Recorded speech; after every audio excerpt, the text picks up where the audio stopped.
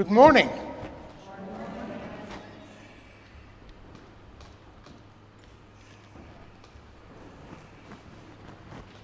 I don't know, is this part of Connecticut considered agricultural? No? Part of it, yeah. The reason I asked is because sometimes we here in America, we grow up in cities, around the city. Our life actually is structured as a city residence, and sometimes we don't understand, we have a hard time referring or connecting to Christ's agricultural proverbs in a personal way. It is theoretical. You know, many of our kids still think that apples are made in factories. They just have no idea about farming. I'm not trying to really place fault, but trying to express a reality that comes very handy for today. The gospel reading is about the famous parable of Jesus of the wheat and tares.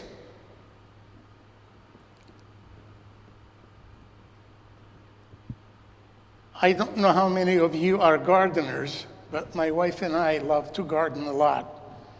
And we planted only a short while ago. The weather wasn't so nice.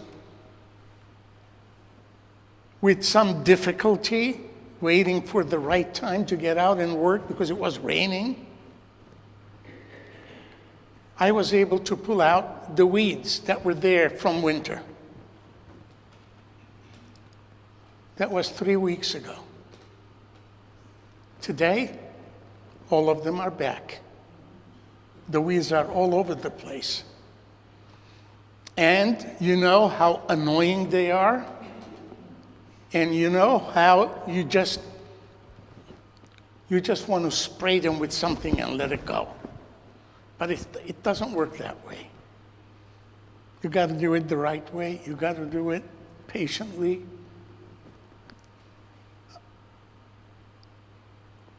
It's a similar situation here. The farmer in Jesus' parable planted good seed, wheat. Now, here we don't see this tare. Darnel is the Middle Eastern word that they use. Darnel is very similar to wheat, but it is hard to distinguish when they're still growing. So you can understand the anxiety of the workers. It says, how did this happen? You gave us good seed, quality seed, we planted it, where did this come from? Let's go out. Tell us to go out and clean it up. Jesus said, no, don't do it. Don't do it, because they look so similar until the end. And what happens at the end?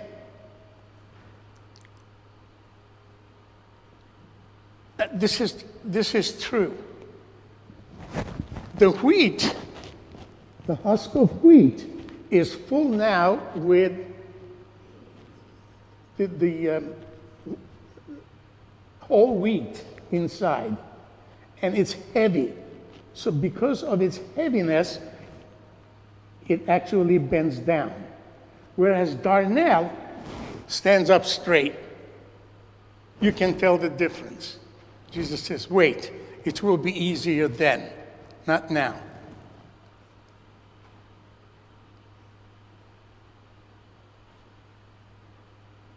I want to take that parable and put it into our human life now worldwide. Look at the world now, not necessarily agriculturally, but from the perspective of human behavior. God created a good world. God created a beautiful world. And God created us with the possibility of doing good, of being good to one another, or appreciating one another. And yet, look at our world now. Almost everywhere you go, there is division, there is animosity, there is destruction, there is war. Emotional darnel, emotional tears are all over the world, everywhere you go. How could this happen? How could it be? This is not what the world was created by God. It's because, look at it, all conflicts in the world, take it to anywhere, from our country all the way to any other part of the world. The reason people fight with one another, kill one another, is because one looks at the other and dehumanizes that person to be able to kill him. I am human, you are not. I deserve what I got, you don't. That's the attitude. That's not what God wanted us to do.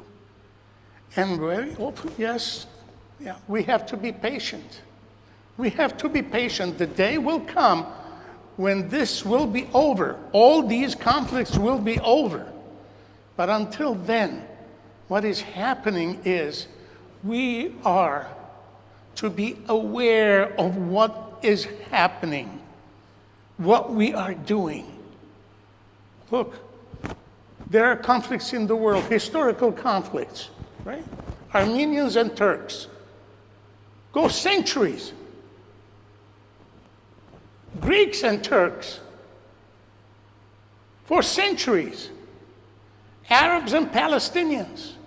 I mean, Arabs and Israelis for centuries.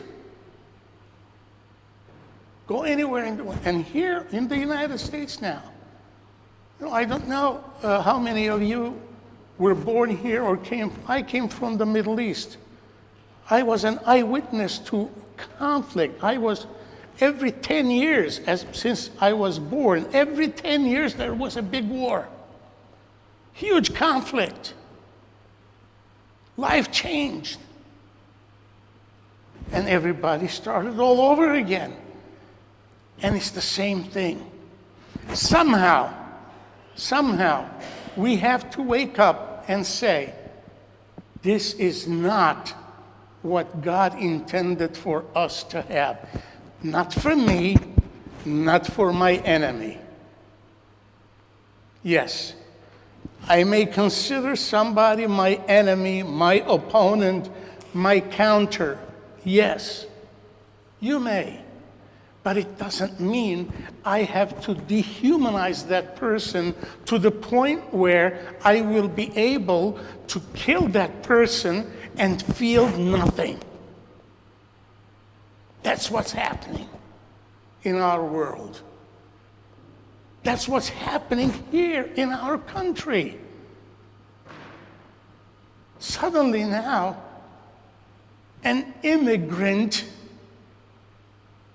is a darnel.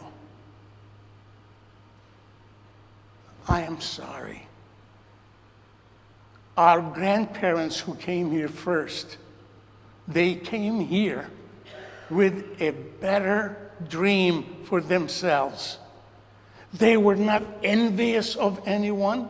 They did not want to destroy somebody else in order for them to achieve what they needed for themselves.